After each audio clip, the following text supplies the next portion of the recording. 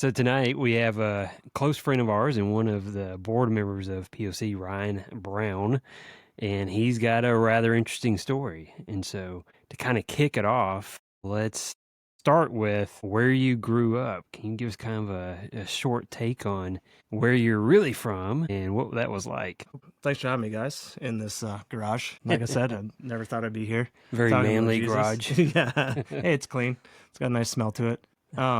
Yeah, I'm from Ryan Brown from Chatham, Ontario, Canada. It's about an hour east of Detroit. So it's like the southernmost part of Canada.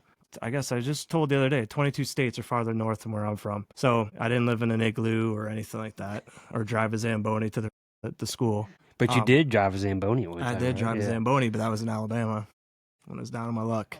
Had to come to Alabama to drive a Zamboni. Yep. So just came down here I got a scholarship a D1 scholarship to play hockey at Alabama, University of Alabama, Huntsville.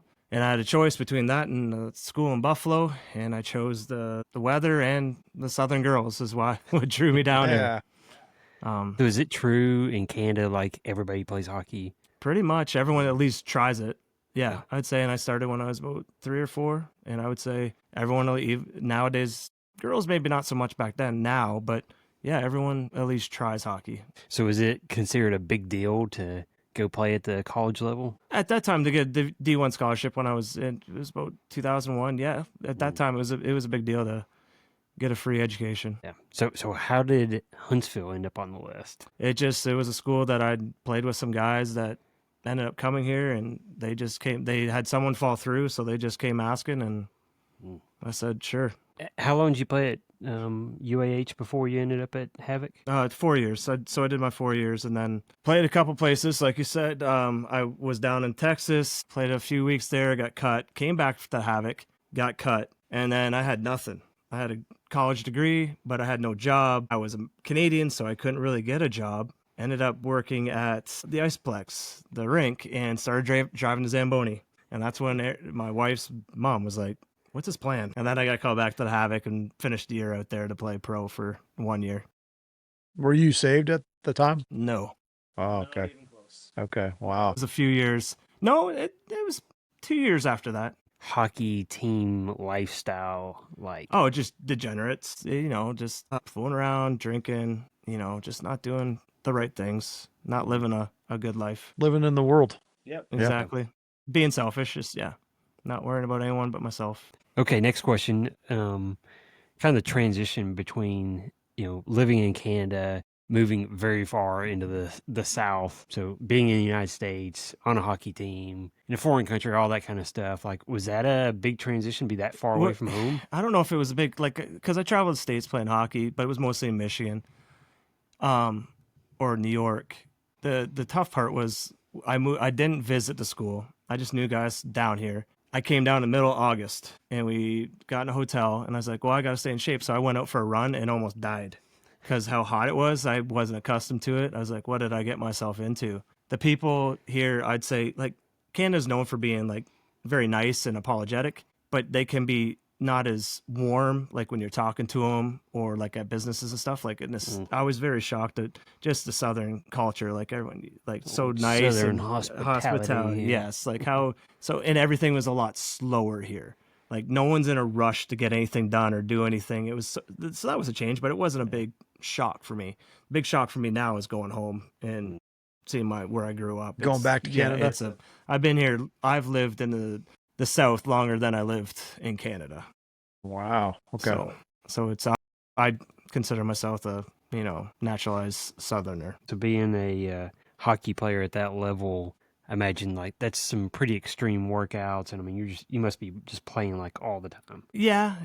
We practice a lot, and you gotta stay in shape, but again, wasn't living the best. Like I always have regrets that I could have done more. Like nowadays, kids are more focused on training and doing all this. Back then, you just relied on your talent. I did do a lot. It was on the ice all the time, but could I have done more and trained more? Yep. Yes. Yeah. Now, were you saved and still playing hockey, or was it after hockey? No, this is when my wife, Erin, was at vet school in Auburn. She started going to a church, and that's what, like a little backstory. Like you come, when you people hear you going to Alabama, like, you're going down the Bible thumping like territory, or you're gonna become. And then I remember making fun of Buddy that started going to church that because he was dating a girl. So I just, I never was drawn. Like my mom growing up, my mom played piano and organ at a church, but she had to pull me to get just drag me to go. So I just never, it was never on my radar. And then Erin started going, and I started going with her. I was like, I was really feeling it. Like it was good. And then one day at the end where they're like, raise your hand if you want to, change your life. And I raised my hand, and it changed my life. What was that, just because of the way you were living life? I mean, did you realize your past was not going to go anywhere? It was, the world was failing you. Is that kind of? No, I just felt the pull to change. I'd never really thought about my life, because I'm very big, like I'm trying to change it, but think really deeply about how I was living. I was very selfish, just living day to day. And then just one day I was like, I'm just not doing what I need to do, and needed to change. I was seeing good things through my wife. Like I just that God was pulling me, like it's time to change. Or because my relationships with family and my wife we'd always fall because we weren't rooted in God. So I felt like it was time. And obviously after that, there's still struggles, but at least I was starting to build a foundation. Hey, we've talked, earlier today, we were actually talking about identity, and I can imagine playing hockey for that long. Like that was a big part of who you were. Did you find that as kind of part of the struggle of, become a Christian, like soon after like being done playing hockey and like almost having to find a new identity, or was it just easy because you're like, well, hockey's over, now I have Christ? You're just like, it was your new thing completely. Yeah, it was my new thing because I'd been out of hockey for at least 2 years. So, and I'd fallen out of love of hockey almost before I came to school. Just didn't have some good experiences. Like was on some good teams, won some championships. Just kind of was burnt out. School just became a means to an end. So get a free education. I lost my mom when I was 19, so I had 2 years playing junior hockey back home without my mom, and went down bad paths, like just, not doing good things. And I just fell in love with hockey. It just became a means to an end. So when hockey was done, I wasn't really that upset about it, but I just knew I wasn't too happy with my life, with the way I was living it. Okay, so you got to tell us about the best hockey fight that you had. Oh yeah, I want to hear that for sure. Because for those who can't see well online, Ryan's a big boy. He's not one you'd want to mess with. No, that's a lie. I know I look huge here in the video. No, actually, I was smaller when I played hockey, and I got in the best shape of my life after hockey, like starting CrossFit and working out, eating healthy. I didn't fight too much, but I never backed down, stuck up for other teammates. My best hockey fight is we had a touring team that was an all-star team, was touring around Canada, and he slashed one of my guys, one of my best friends. So I was like, we're going to fight. And we fought. Hey, you. We're going to go. I took it I had a mask on. I took it off, and the place was packed with, and I had friends there. Took my mask off, went at him. I fought him, won. I didn't pulverize him or anything, but I won. And then after the game, one of the coaches like, hey, that guy's going to the NHL. And I was like, well, thanks. I won a fight, but your first thing is say, oh, that guy's going to the NHL. He was younger than me too. He's like a year or two younger than me. Well, that kid, in fact, did go to the NHL and had a long career. He was in Nashville for a little bit. So I just used my claim to fame as I fought him once and beat him up. Yeah. He would beat the crap out of me now, but that's yeah.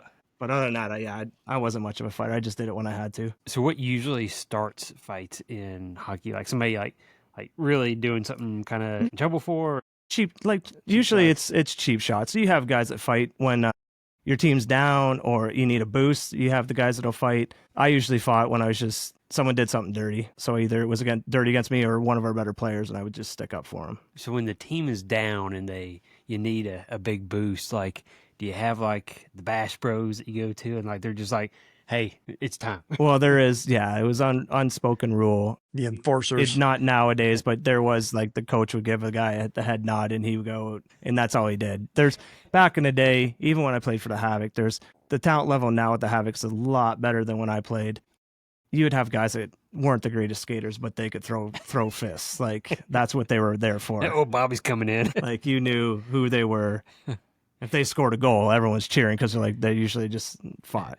So how would they pick who they were going to fight with? Usually, there's everyone knows. There's like who the fighters are. You got the fighters, and then you got the guys that are dirty. They usually don't. They turtle, like they won't fight. But you have the guys that the fighters usually fight the fighters. They don't go after guys that don't usually fight. That's good.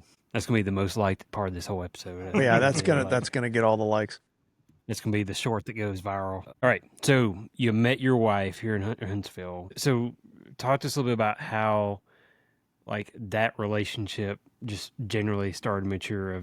Started as very unchristian kind of a relationship, and then like you're like 17 years now married. 17 years, but been together about 20 years. And who says miracles don't exist? Well, that's what we weren't. We were both at UAH at the time, and my roommate was dating one of her friends, and her friend didn't want to come over one night by herself, so she told Aaron that there's a hockey guy asking about you. And my roommate was like, hey, so-and-so is coming over, and her friend's been asking about you. Come to be told, neither of us knew who each other were. So her friend dropped her off and ended up, I looked like a homeless guy.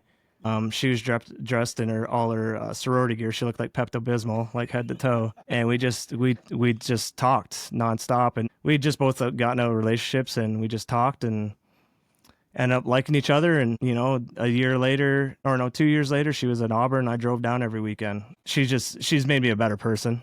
We've grown together. Like everyone has issues, and we've grown together, and we've helped each other just become better people. Yeah, I think that's the way it's designed. I mean, my wife's done the same for me. When you're one, you help each other with your weaknesses when the other one has a strength.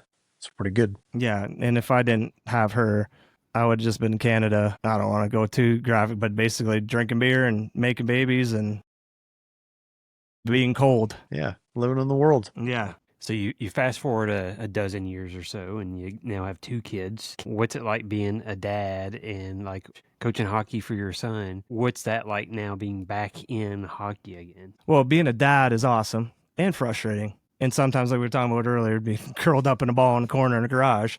I feel like doing that because it's difficult navigating being a husband and a dad. But it's one of the best things I've ever had. Like jobs I had in my life is being a dad to my 2 kids. But it's very difficult. And then come this year, I was just going to help assistant coach my son's team, but the coach ended up moving. They needed somebody, so I was just like a last minute replacement. You're it.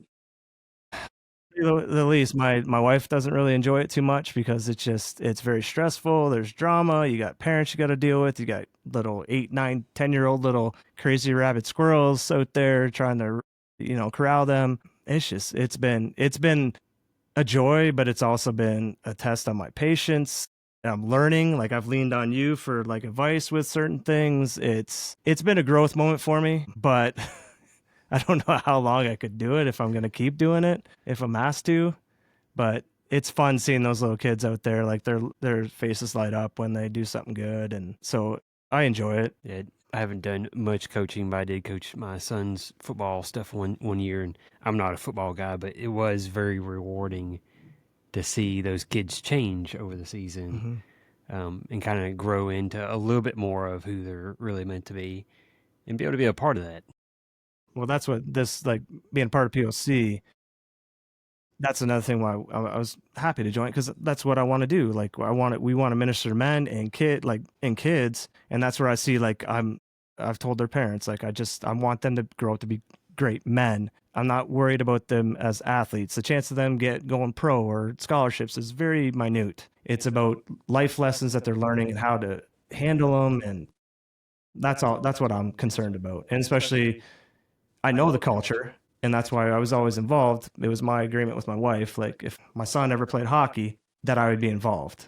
And you can't be more involved than being the coach. So I'm in the dressing room with them all the time, so I can make sure, stuff's not going down that shouldn't be going down. Like I can keep an eye on it. I mean, more than 90% of them, almost 100% are going to become fathers, dads, husbands, and how you speak into their life. I still remember the things my little league coach for baseball, said about me, and said it in front of others and spoke into me. And I don't know if he was a believer, but some of the things that he talked about I'll always remember, and it was some of the moments in my childhood that I'll remember was hearing from my coach. Yeah, and that's what I'm looking at. I'm hoping that I can kind of like bleed over to the parents too. Like sometimes like that it's okay if they mess up out there. It's not, they're not perfect. They're learning. They're having fun. So like I never yell at the kids. I get frustrated, but I never yell at them. I treat everything as a teaching moment. That's a great point. Now that you're talking about it, it really makes me kind of just recall that so often, and I think coaching is one of those where you really want to see quick results, and so the parents, they want to see quick results and then be perfect results, but realizing that that's not necessarily our job. Our job is to start to plant seeds, water the seeds, do our part while we're there, and allow God to kind of finish those things. And you don't always see the harvest immediately, but your job is to do the right things now in the present, right? Yeah, I mean, I could say that about just the way we live our lives. I think, planting those little seeds, throwing, Greg Kokel, he's a author. He talks about putting pebbles in people's shoes, and those pebbles are, parts of our faith, witnessing about God's word or what he's done in our life, but they're little pebbles that add up over time and make you think, hey, there's something in my shoe, and it keeps coming back and round and round and round, and they realize they don't have God in their life. And that's, I thought that was a pretty cool point. We're not supposed to be the ones, we're not leading anybody to Christ. We're not the ones changing them. That's the Holy Spirit. But we are planting seeds. We're putting pebbles in people's shoes. And it could be years before that person accepts Christ. And it might be around someone, years from when you talk to them about it, that they're going to run across somebody in a garage, maybe, who knows where. And, all that comes back, and they remember those things that one individual said years ago, or they demonstrated their faith by their actions, and that was one of the things that brought them to Christ. What would you say to young athletes who think their worth depends on performance or fame? Like, a lot of kids, if they tie everything that they feel valuable about into their sports they play. And I could say that about adults. A lot of us will tie what we do with our careers, men especially, will tie our value or our worth in what we do.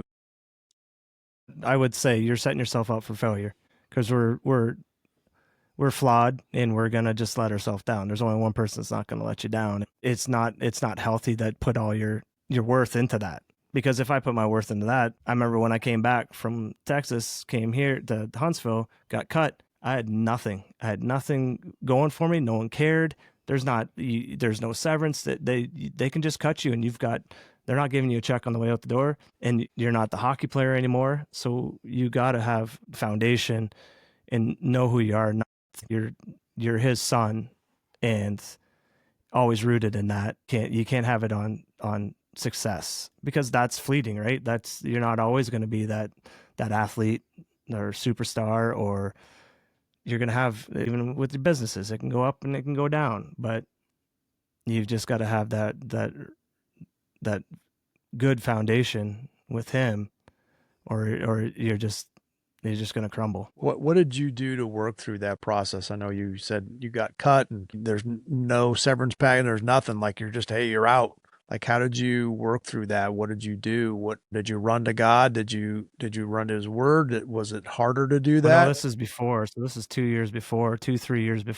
I was the type of person, I just didn't think about things ever since. And it comes back to when my mom passed away at 19. I never dealt with it. Like, I just would not think about things, which isn't healthy. You just got busy doing the next thing. I would just busy whatever is next. And I push it down and forget about it. But that's, it bleeds out a little bit. I'm talking to someone about it now. Like, it's just, I just I didn't handle it because I just didn't address it. Yeah, I think, for me, it's easy to put stuff in a box and put it away and just deal with it. Maybe later, maybe not. And it always comes back, especially in law enforcement. You see something or you do something, and it's a lot easier to put that pain or that shock away somewhere, put it in a box and never deal with it again. That's a lot easier.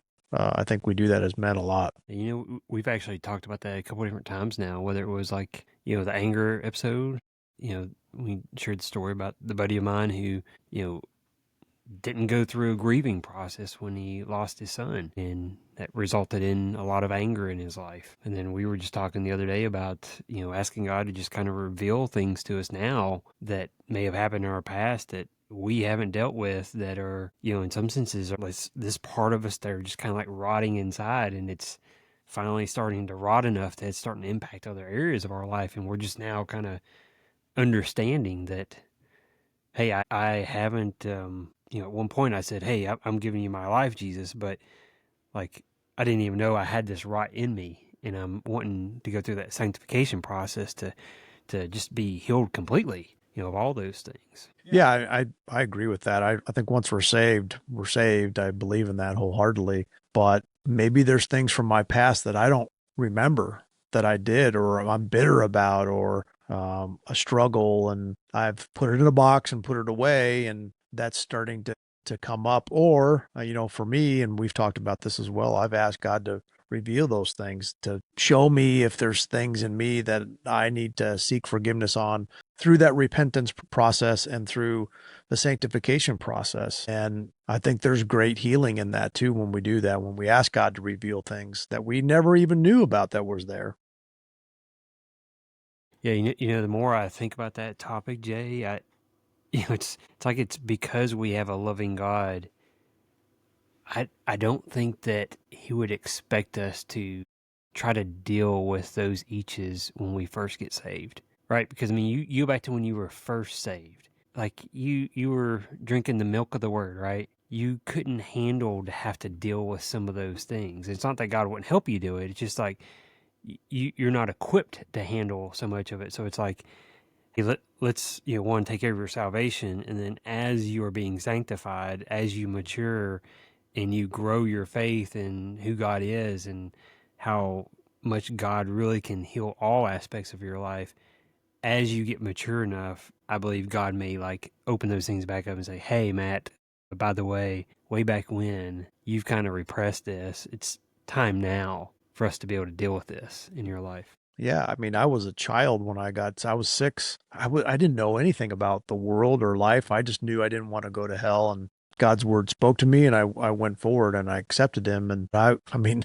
you don't know anything at 6, and you can't make, you know, rash decisions. It's emotional. You don't know. You rely on your parents for things. But it was that process, all these years of sanctification and having sin revealed, or things that I've struggled with revealed to me that I didn't even realize that I was dealing with or had a problem with, where you can go back and confess, and you can ask God to clean that stuff out and continue to move you forward towards that sanctification process, which, by the way, takes all of our lives. You know, as we mentioned before, our spirit is new. We've been regenerated, but our flesh has not, and it's still going to fail us, and it's still corrupt. And so, but thank God you know, he works through the sanctification process. So when we do go home to him, you know, we're free completely. So Ryan, what's that been like for you, kind of going back and, you know, just now dealing with some of those things from a long time ago? Well, it's a process, and it's been a while. Like that, I'm just starting to deal with some of the things from my teenage years and losing my mom. I'm just stepping into that now. And that's, you know, it's been 25, 26 years that I just pushed down and didn't deal with. And now it's starting to, it boils over because it comes into my communication with my wife or family, and just not, you know, stepping up and talking and just sucking it in, and then eventually just blowing up. Like, so it's been a process, and it's a journey right now. It's like, you guys, it's a marathon. It's not a sprint. So it's going to take time. It's taken me a long time from becoming a Christian to starting to deal with certain things and just become a better person. I know it's not going to happen overnight. It's just taking time. Yeah, my dad passed away 9 years ago, and it was probably the last 3 years I've really mourned over that, which is weird. All those years, I don't know why people mourn differently. I mean, of course I was sad when it happened. He was sick and ill, and it was time he was suffering here, but I didn't really put it in a box like I did a lot of things. And so as I matured, or as I started thinking more, or maybe missing him more, and maturing myself and realizing that he is gone, that's when I started to really work through that grieving process and miss him more, and even more grateful for him being in my life. And, I wish I had, you can look back and say, I wish I had done more. And I do sometimes, but it took a while for me to get to where I am even right now with the whole thing. I just treat it as I was a teenager. My mom would want to talk to me, and I'd be like, I don't want to talk. And then all of a sudden, I was immature, and then all of a sudden, she got sick and she died. And I never really got to know her. So, like, I regret that, like, immensely. But there's nothing I can do about it now. But as a parent, I'm very diligent and cognizant of how my kids speak to my wife and what kind of relationship they have, and that I want them to have a strong and know their mom and respect her, and just because you never know what could happen, right? So you want to just enjoy every minute you have as a family together. So I just take that with me in my life now. It's like most people, you do something wrong, I've learned. Now I just want to pass that on to my kids or other kids too. Like, just that's what my goal is with We Got POC is I'm helping more like little kids right now, like how to navigate life and how to just go about things. And because today's society with social media and phones and just all that stuff, like we had none of that, and they need more help than ever because they got more chances to get lost. Probably good that we didn't have that back then. Yeah. Yeah. What would we be like today if social media If there was was back video then? back then, yeah. My gosh. Yeah. I do find it pretty interesting. I think you said it about how men tend to put things in boxes, and you just, hey man, I can box it up and I can put it over there for a long time, right? As men, I think there's this sense of like, we're not overly emotional people, right? In a sense, okay, got it, but that doesn't mean you need to lack emotions altogether. And I think where we often go wrong is we put that thing in the box and then we put it over in the corner and then just act like it never existed before, right? Right. And it really goes back to having friendships in your life where, like, even like the mourning process, I mean, like, what really is that? What does that really look like? And my opinion of a lot is just like, it's almost like any other emotion. Emotions are meant to be shared with people in a healthy way. And a lot of times it's simply like being able to talk about that with somebody, even just being able to talk about, like, hey, how much do I, really care about, my grandfather that died, whatever it was, and what they meant to you. And I mean, it's almost like that's an honoring thing to do. And just that process of it almost makes it easier to do. And then it's like some of those emotions start to change. Yeah. I mean, it's easy to put it in a box, but that doesn't mean it's gone. Like, it's in a box. It's not gone. It's somewhere. And you haven't, it's easy to do that and just go on to the next thing, because it's difficult to be emotional when you lose a parent. It sucks. It's like, it's weird. It's not, and I know it's going to happen. Like, we all know our parents are going to pass away, but that means we're left. We're the ones now to pick up the torch, pick up the flag, and move our families forward. And that part of your life is over with. And, James talks about this in the Bible, and so does Psalms. Our life, and or Ecclesiastes, Song of Solomon, talks about life being a mist, and it's so short, and it's here today and gone tomorrow. It's so quick. And that's why we have to live in the moment. And that's why we need to, remember those things. And like you said, Ryan, cherish our kids and pour into them all that we can while we're here and while we have them in our lives. I agree. I almost get this sense, especially when it comes to like the death of somebody that you loved or that at least loved you, sort of thing, is often I think when we put them in a box, it's because maybe even to your point of like, you feel like not that you caused it by any means, but that there's some negative thing like I could have done better. And that almost puts them and that relationship in a box that is like hidden away from people, when really it's like, hey, I want every relation to be something that like I'm able to talk positively about and talk about the good things that happen and all those things. And it's almost like celebrated versus being something that's hidden away in our life. I can definitely see that. And you never know where these are going to go. So how, with all that, how do you keep faith central in a busy family that you're dealing with? Like, how, tell the dads out there, because we're all normal dads. We're just like everybody else. What do you do? What have you been doing? What has worked for you to, keep that, your faith, a central part of, your life around your kids, being busy, all those things that we've talked about today? Yeah. How do you do that?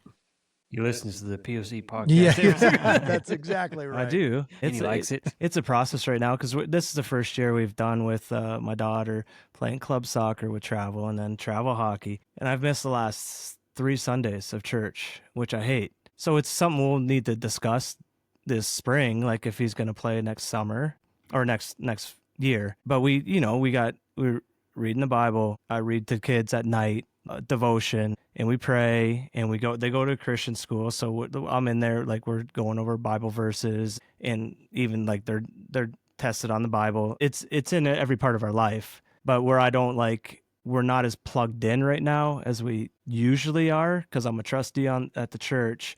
I've been there for 15 years. We're usually I'm at the men's night. My wife used to be part of the women's night. So right now we're not where we want to be or should be. So it's going to be a discussion soon. Like we got to be involved wherever it is. If that just means having,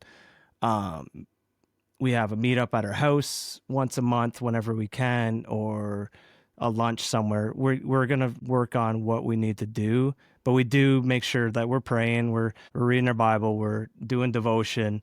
Like we're keeping that aspect, listen to worship music on the way to school or while making dinner. We're doing what we can, but we need to do more. So we're going to be working on that shortly, because travel sports can, and our pastors talked about it. Like you shouldn't be missing stuff. So that's something I didn't know I'd be missing, traveling as much and doing this. So it's something I've got to work on. Yeah, I think it's like for us, we didn't have travel ball, but they were involved in sports and all the things that they do as kids. And I also look at it as, hey, I'm spending time with my kids too, and that's a missed. That goes by fast. Mm-hmm.